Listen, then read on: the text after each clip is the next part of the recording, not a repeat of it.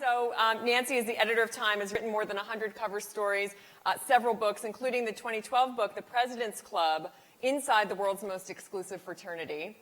And Nina, we'll talk about that. And Nina is co-chair of Fortune MPW, obviously, co-founder of Sellers Easton Media, and author of several books, including, for this conversation, Gang of Five, Leaders in the Center of the Conservative Ascendancy, which really examined the last rebellion against the Republican establishment. So we'll hear about that. So where to begin? Nancy, how many elections have you covered, would you estimate? This is the 6th. Okay. And yes, they're all different, and they always surprise you, as they should. But obviously, I think for all of us, nothing has been as surprising as this. And in a way, that is the most important story to me of all the meta stories. How is it possible that our politics can shock us this way? That the very nature of our national conversation can be completely unlike what anyone expected a year ago. And if we don't learn something from that, then all of the pain and suffering of the last year will have been for naught. So how is it possible? I mean, I didn't know quite how to begin this, but how is it possible, and what can we learn?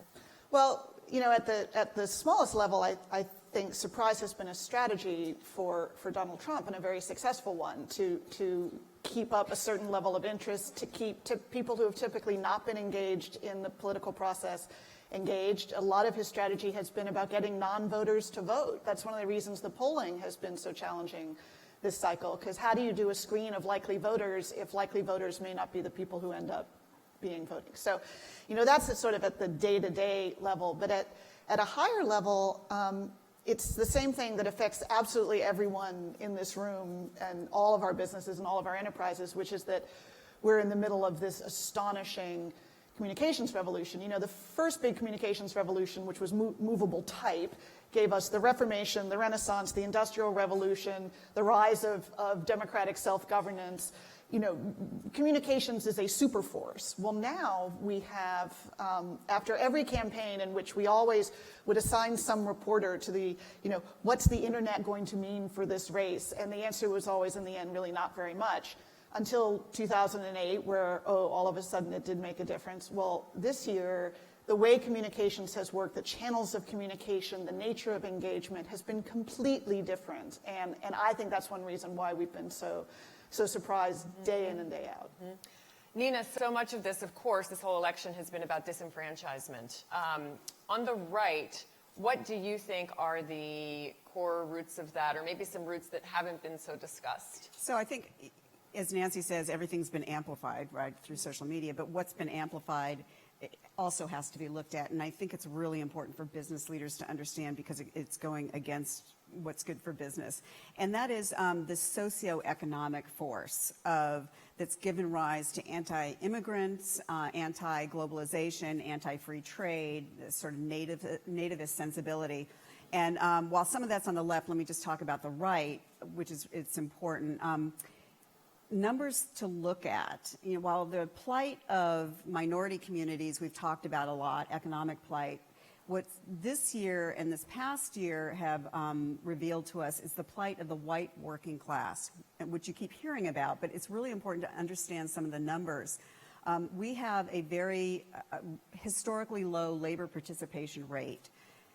White working class people have dropped out of the labor force in astonishing numbers. There's a Nick Eberstadt, a demographer, just took a look and found that 6 to 7 million men, white men, are unemployed. Well, mostly white men are unemployed, and they're in prime working age. They're like age 29 to 54.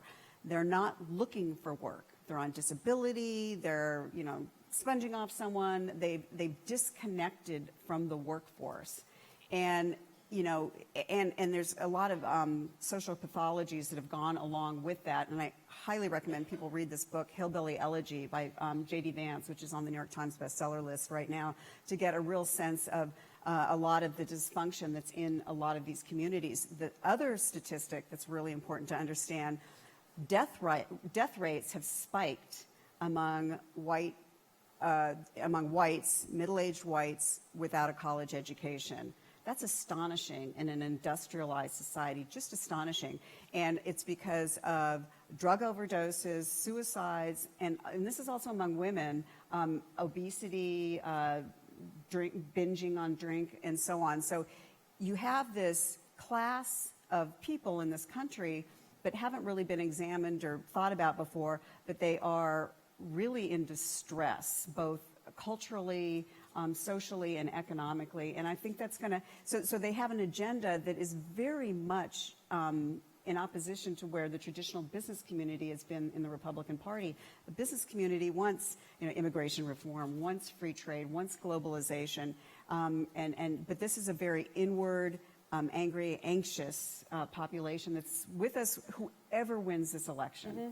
And Nancy, the seeds of this were sown long ago. These things don't happen overnight. So what do you think this takes its root in, beyond what Nina mentioned? And for the left as well, it's not limited to just the right. Well, I think it's important that we note it isn't only happening here, that these the forces that are so disrupting everything here we're seeing across Europe, in the UK with the Brexit vote, in France with the rise of Marine Le Pen, in Germany. There's this extraordinary upheaval that I think is partly trying to replace a global order that Harry Truman helped to build after the war and that kept the peace and drove unprecedented peace and prosperity for 70 years. This has been the most peaceful 70 years since the Roman Empire. And now trying to adjust that to the 21st century to allow for new players, new markets, new manufacturing is causing distress all around the world. It's not at all unique to the United States. And it's a massive undertaking.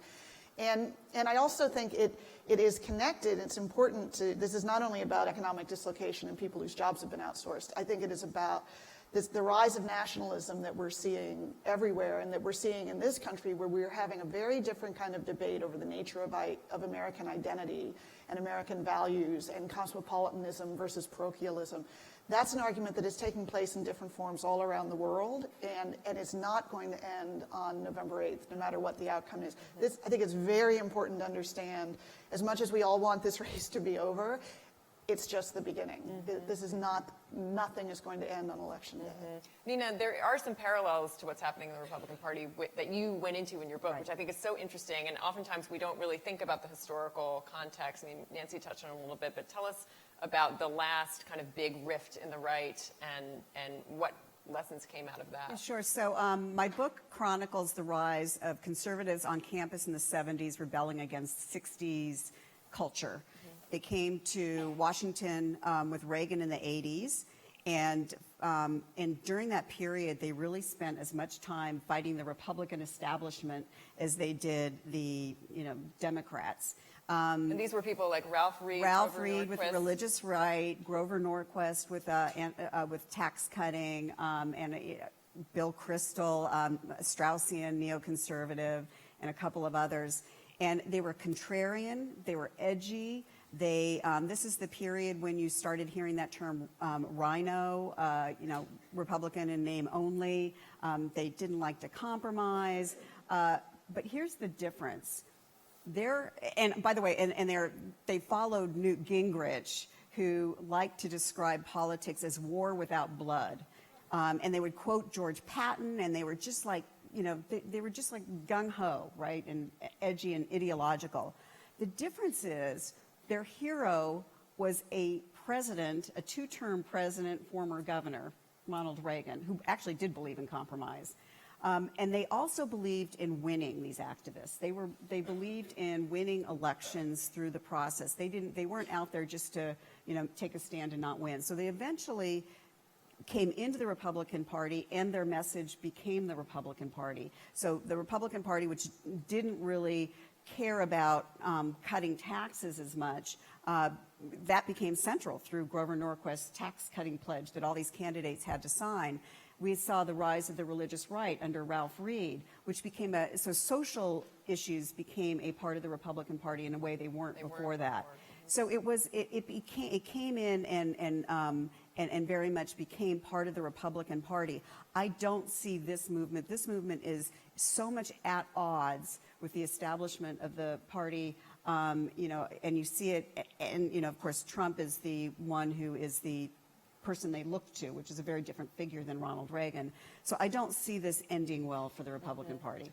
So, Nancy, you mentioned after November 8th, let's say Trump doesn't win. Those feelings become only more calcified and concentrated and more resentment. So, what happens? I mean, I guess that's one question. And then what happens to the Republican Party, no matter what?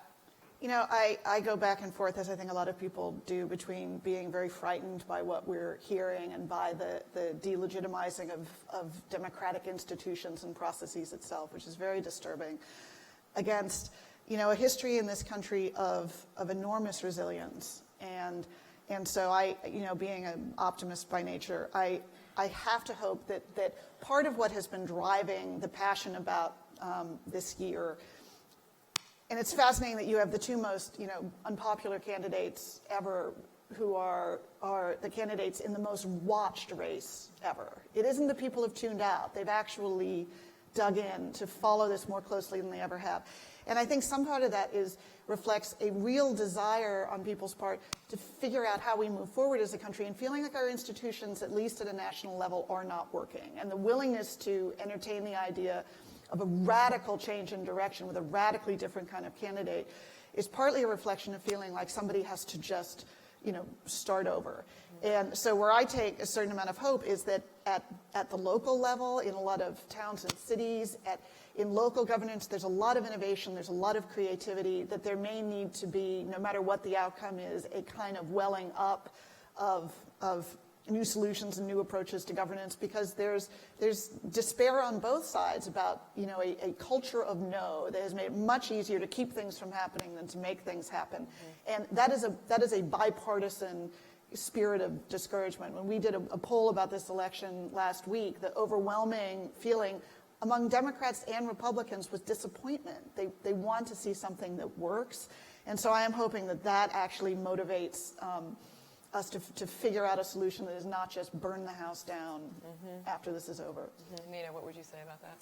Well, I would say, just in terms of the future of the Republican Party, keep in mind that right after the 2012 election, the RNC and Reince Priebus came out with this looking back at what happened when Mitt Romney lost, to say it was a look back and said, we actually have to expand the tent demographically. We have to appeal more to women. We have to appeal more to Hispanics.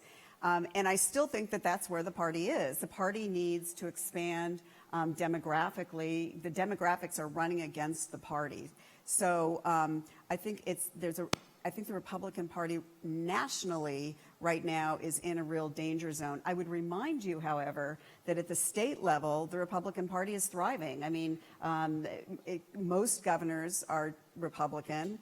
Republicans have a trifecta, meaning, controlling both houses, both chambers in states and the governor in an enormous number of states. And I think Democrats, it's only 7 states. So they're thriving on a state level. But for Republicans to win nationally, you've got to go back to that post-2012 look back and make the party a winning party nationally. We just have to wait and see what happens, as they say. Thank you so much. We have to leave it there. Thank you to both of you for your wisdom.